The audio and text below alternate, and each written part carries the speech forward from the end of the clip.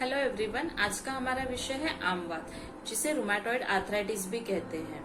आमवात जोड़ों की एक गंभीर व्याधि है और आयुर्वेद की चिकित्सा पद्धति से हम इसे पूरी तरह से ठीक कर सकते हैं।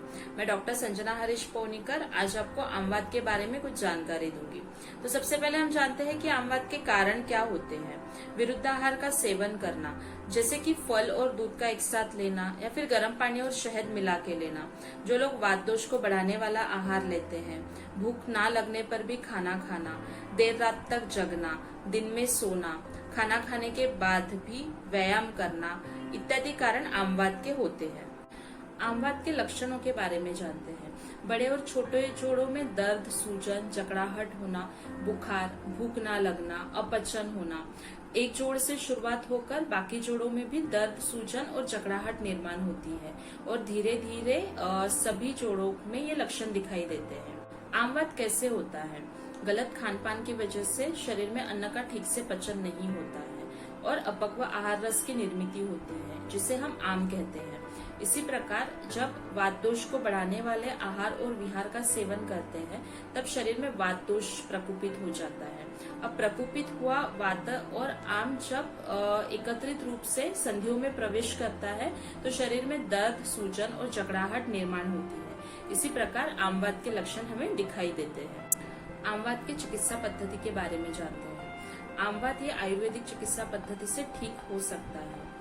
चिकित्सा में सबसे पहले उपवास के बारे में बताया है।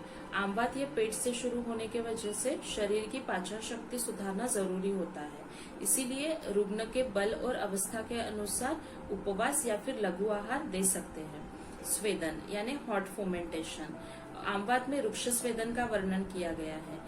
वालुका यानी सैंड को गर्म करके उसकी पोटली बांध के सेक देना। आमवात में विशेष ध्यान हमें ये रखना है कि किसी भी प्रकार की तेल की मालिश जब तक शरीर में आम है तब तक नहीं कर सकते हैं।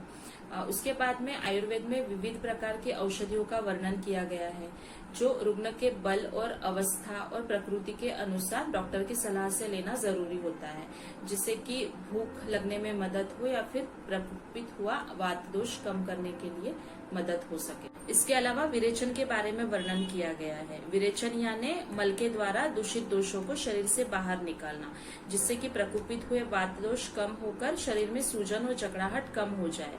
इसके बाद बस्ती के वर्णन के बारे में भी आमवात में बताया गया है। आमवात में सबसे महत्वपूर्ण भाग है पथ्य पालन। आयुर्वेद में विविध प्रकार के पथ्य का वर्णन किया गया है, जो डॉक्टर के सलाह से लेना जरूरी होता है। औषधि और पंचकर्म के अलावा अगर नियमित रूप से हम पथ्य पालन, व्यायाम और योग का प्रयोग करते हैं, तो आमवात जैसे गंभीर बीमारी को हम दूर कर सकते हैं।